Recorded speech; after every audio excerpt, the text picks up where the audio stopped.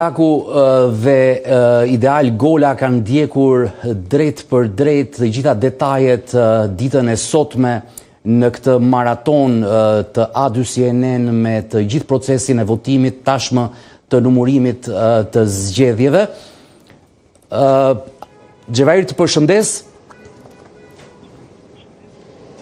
Përshëndes Pandi, atëherë unë jam i pozicionuar në selin qendrore të Komisionit Qendror të Zgjedhjeve, ndërsa kolegu Ideal Gola është ai që po ndjek festimet e lëvizjes vetëvendosje, ndoshta edhe adresimi që ka njoftuar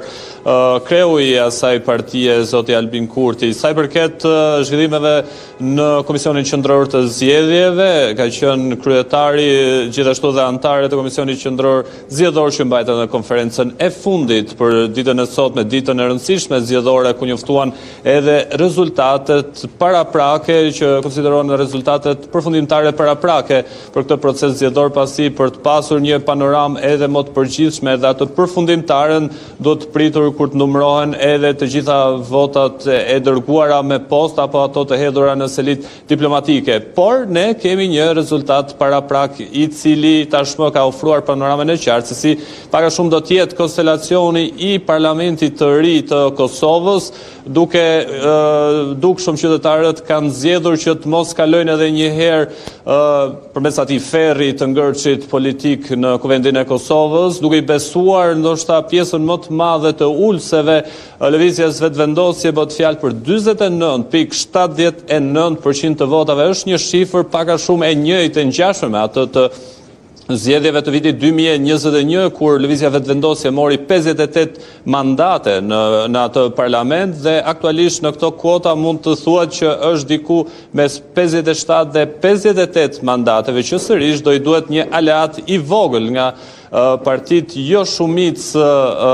jo serbe që do të përfaqësohen në kuvendin e ri, në parlamentin e ri të Kosovës. Forca e dytë politik me një rritje dukshëm ka ndikuar edhe ndryshimi i kryetarit në këtë forcë politike pas asaj disfate që mori në zgjedhjet lokale, ka qenë Bedri Hamza që ka rritur rezultatin e parë zgjedhor 21.17%,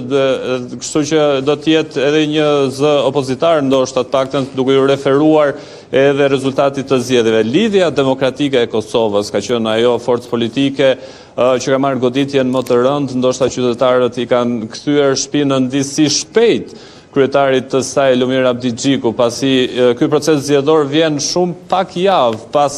atij suksesi që korrit paktën në zgjedhjet lokale të Kosovës. Megjithatë, suksesi i arritur në atë proces zgjedhor nuk është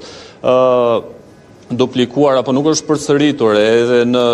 këto zgjedhje të parakohshme parlamentare, ndoqëm edhe konferencën për shtyp të kryetarit të saj Lumir Abdigjiku, ku në fillim thuajse fliste për një dorëheqje të tij, megjithatë nga fundi bëri një tërheqje mbrapa duke ia lënë në dorë drejtimin e LDK-s apo leadershipin e tij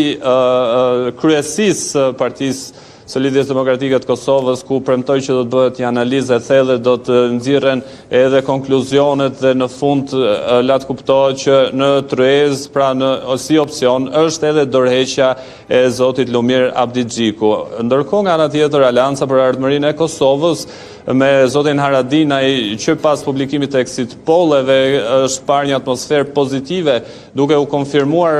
pak a shumë në ato kuotën e zgjedhjeve të shkurtit të këtij viti, kur bashkë me nismën socialdemokratët Fatmir Limajt morën ato mandate që më pas u ndan për arsye të koalicioneve që përfliteshin që zoti Limaj, ato 3 deputet që i kishte fituar në koalicionin me AK-n, do t'i bashkangjitej vetëvendosjes për të formuar një mazhorancë qeverisë ose një skenar që në fund nuk u përmbyll me sukses për arsye të tjera politike. Megjithatë, zoti Haradinaj theksoi se i njëjti sukses do të Atëherë Xhev më duhet të ndërpres të kërkoj ndjes, po ka dalë fituesi i zgjedhjeve Albin Kurti në konferencë për shtyp në selin e vetëvendosjes. Ne do të lidhemi sërish pas pak së bashku. Të dëgjojmë Albin Kurtin.